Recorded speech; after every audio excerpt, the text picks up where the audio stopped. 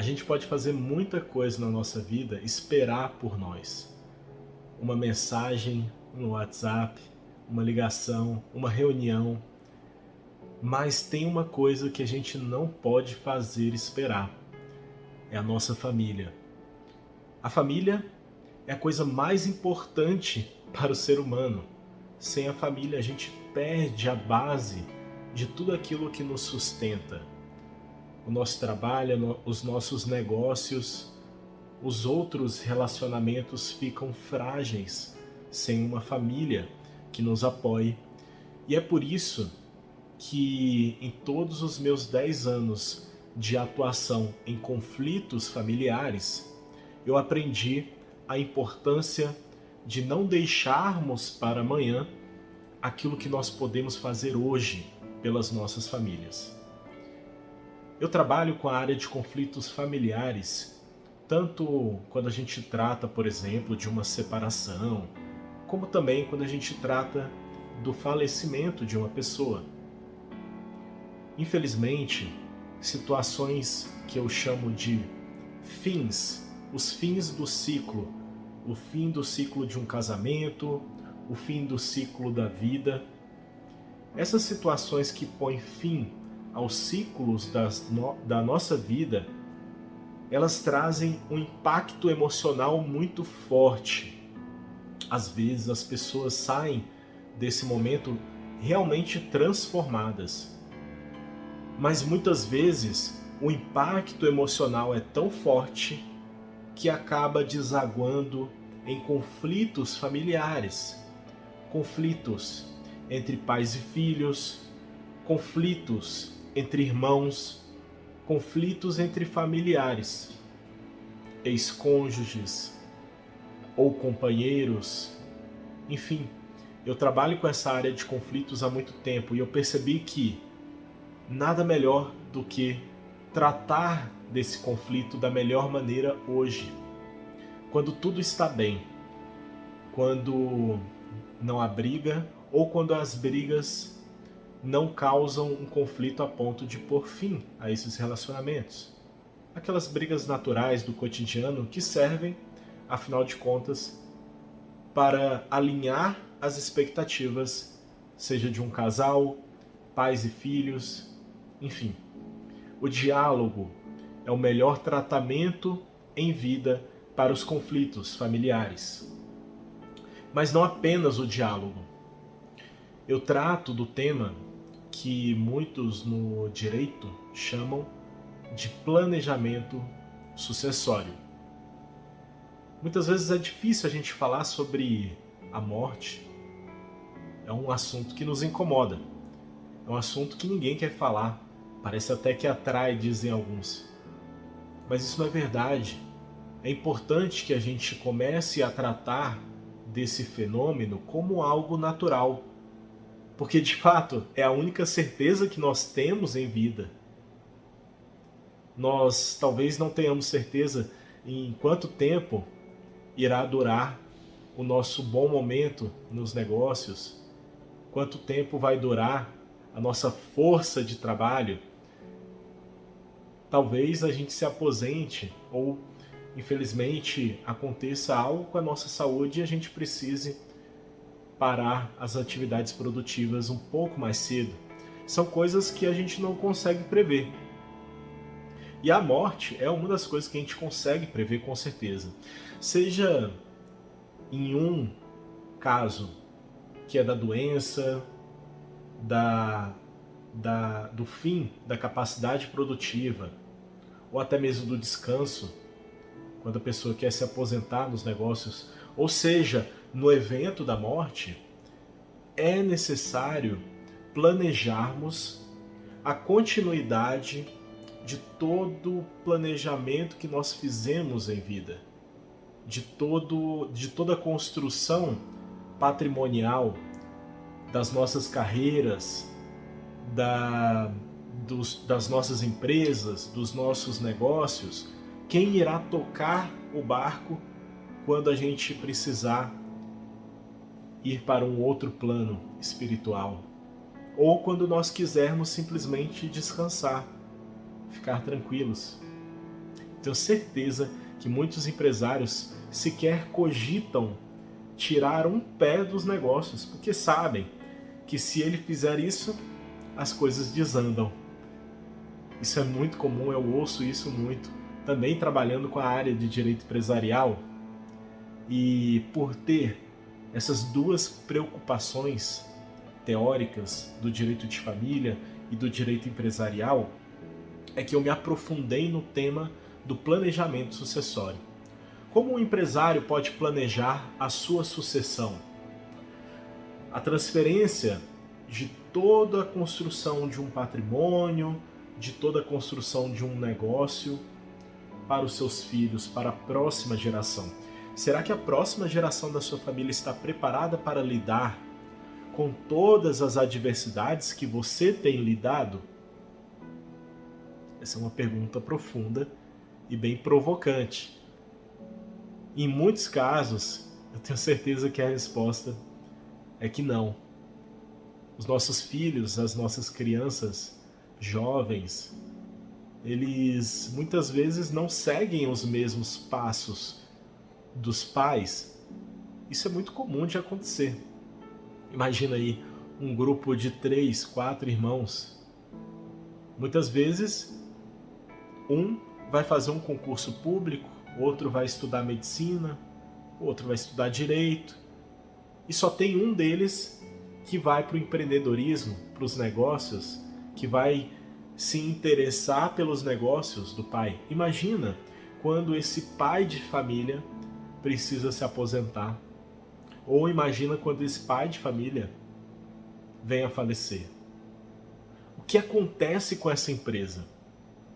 Será que todos vão ter a sensibilidade para os negócios? Será que todos vão entender qual que é a importância de estar dentro da empresa, realizando aquelas tarefas indispensáveis para a saúde daquela empresa? Pois é aí que os conflitos aparecem.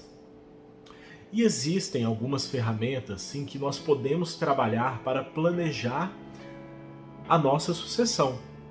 Mas essas ferramentas não são muito divulgadas.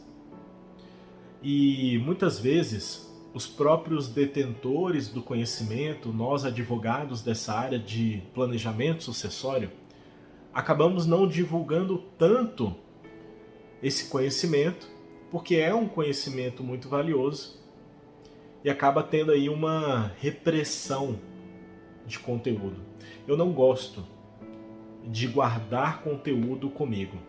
É por isso que eu converso muito com empresários, mesmo fora de consultas. Eu converso, dialogo, bato papo com essas pessoas justamente para avisar e informar elas, alertar da importância de uma ou outra ferramenta. Sabe por quê? Porque a gente tem várias ferramentas. É realmente como se fosse, pessoal, uma caixa de ferramentas para a continuidade do seu negócio. É exatamente isso. Só que essa é uma caixa de ferramentas difícil.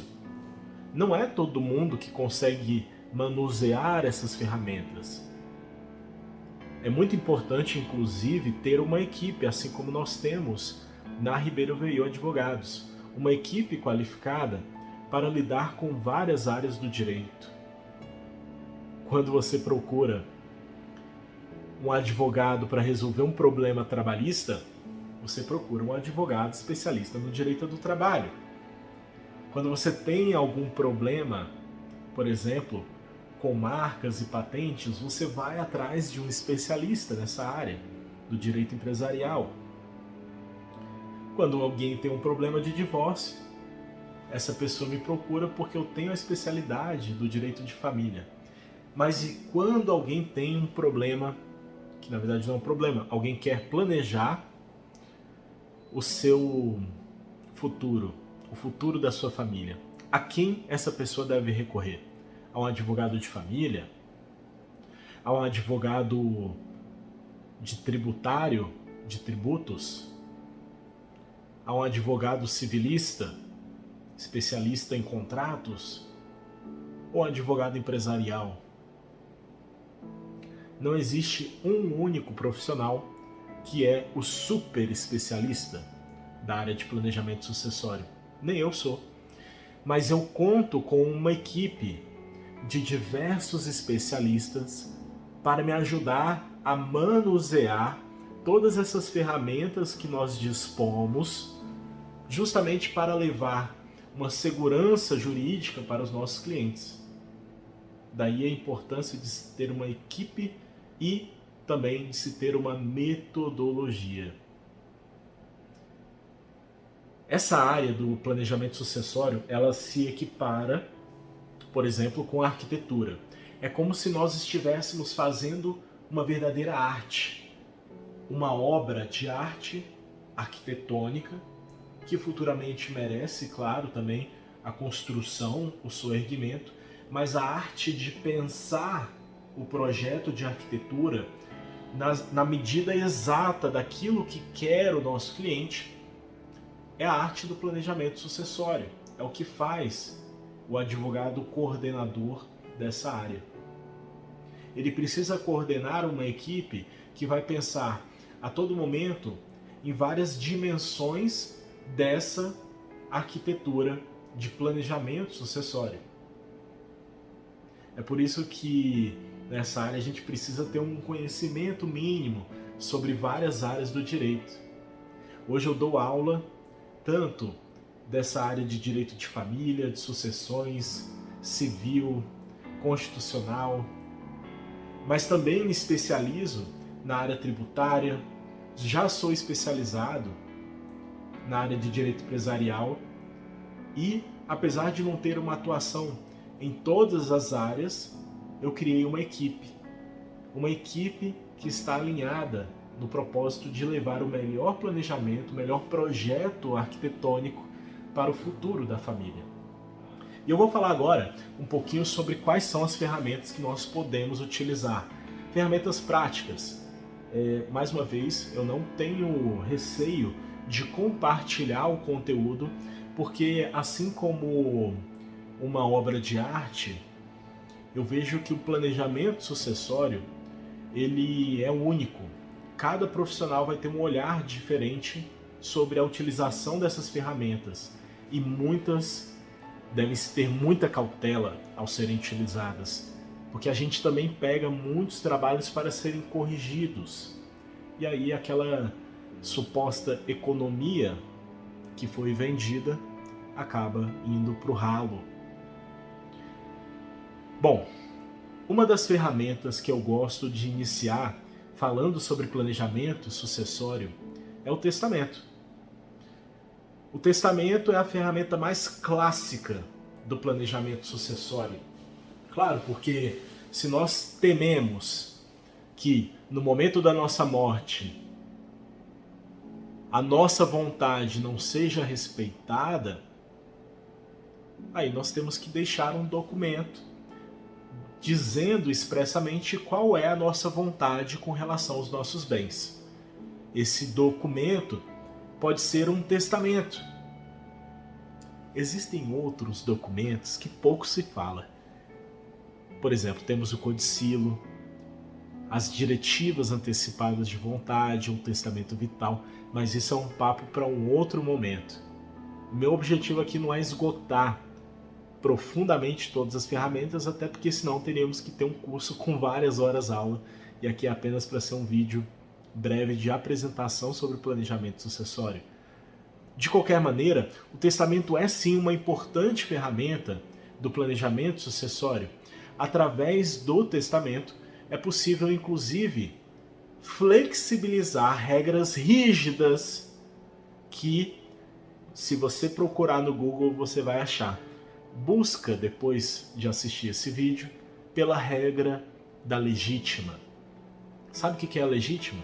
A legítima é uma barreira legal que a lei impõe a cada um de nós de não dispor, através de um testamento, mais do que 50% do nosso patrimônio, caso a gente tenha filhos, herdeiros descendentes, ou herdeiros ascendentes, pais, avós em vida, ou até mesmo companheiros e cônjuges.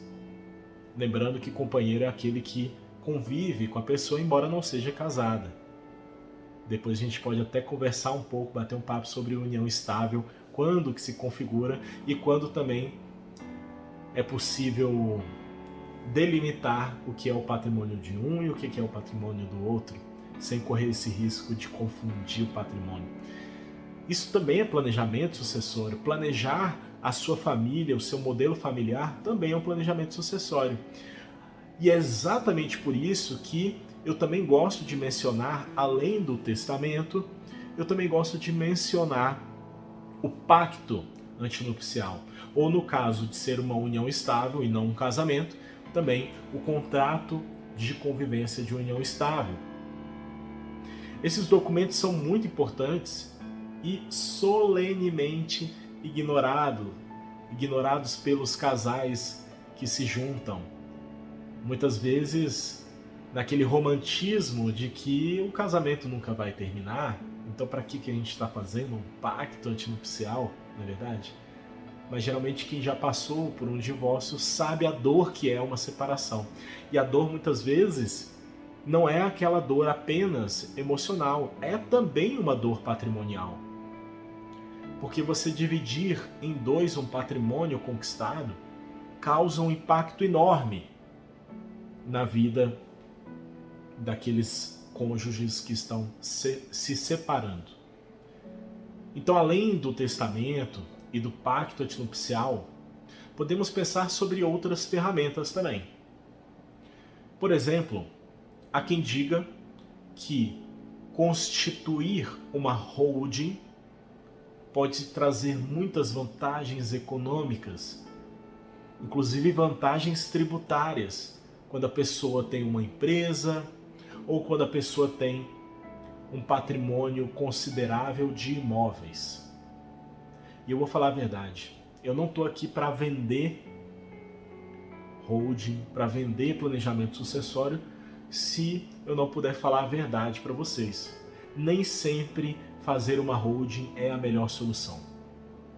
Tem gente que briga com unhas e dentes para te convencer que fazer uma holding é vantajoso e é a melhor saída sempre. É uma mentira.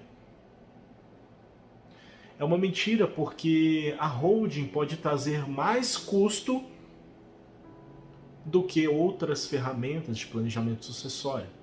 Eu, inclusive, sugiro que, caso haja dúvidas, não façam uma holding.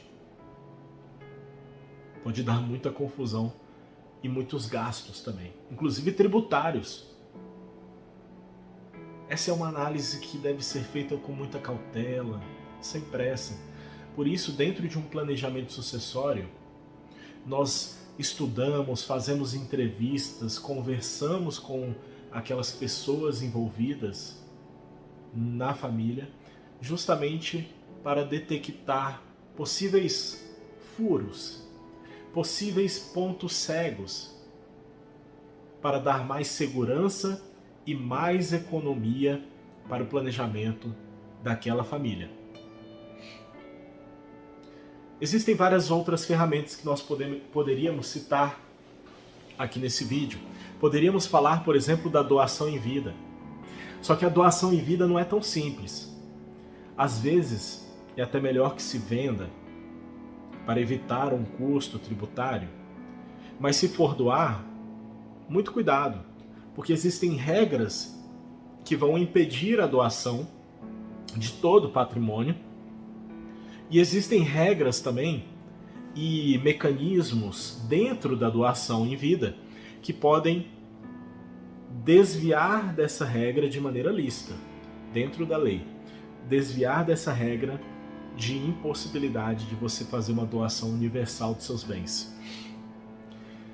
Alguns mecanismos que podem inclusive prever situações que os advogados mais amadores, mais iniciantes, não preveem no momento de fazer um planejamento sucessório. Porque muitas vezes a gente acha que os acontecimentos vão acontecer conforme a natureza. A natureza indica, induz que o mais velho vai morrer e o mais novo vai sobreviver, mas nem sempre isso acontece. Nem sempre isso acontece. E como prever esse tipo de situação com determinados mecanismos e dar mais segurança para aqueles familiares dentro de uma doação em vida? É possível fazer isso através de cláusulas, inclusive cláusulas que prevêem também a situação familiar dos herdeiros, dos futuros herdeiros, da próxima geração daquela família. Perceba que é uma análise complexa de se fazer. É impossível fazer essa análise em apenas um encontro, uma horinha a gente resolve tudo. Não. Planejamento sucessório dá muito trabalho.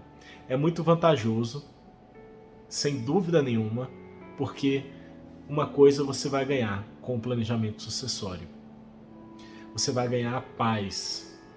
Isso sim é possível ser prometido, porque não há paz melhor de quando você está, por exemplo, com um seguro. Se você bater o carro, tiver um seguro, menos mal. É por isso que a gente faz seguro, não é para bater o carro, né? É para, caso a gente bata o carro, a gente tem um seguro. E a gente dorme mais tranquilo. Assim também é o planejamento sucessório. Inclusive, o seguro de vida é sim um instrumento muito interessante, em alguns casos, para o planejamento sucessório. Assim como a previdência privada. Caso aquele planejamento esteja limitado por conta da situação dos filhos ou até mesmo daqueles filhos não reconhecidos. Então é possível se utilizar de algumas estratégias, além do óbvio, que se ensina nos livros, para se atingir o objetivo daquela pessoa que busca o planejamento sucessório. Bom, meu objetivo não era esgotar o tema, pelo contrário, era poder te apresentar o planejamento sucessório. Aqui na Ribeiro Veio Advogados nós trabalhamos com esse tema e vai ser um prazer enorme poder tomar um cafezinho, seja presencial, seja virtual, com você e com a sua família, para te ajudar a tomar as melhores decisões para preservar o seu patrimônio por várias gerações. Contem comigo, Paulo Veio. Eu e o Felipe Ribeiro estaremos aqui na Ribeiro Veio Advogados, junto com toda a nossa equipe, atendendo o Brasil e o mundo. Um forte abraço a todos, contem conosco.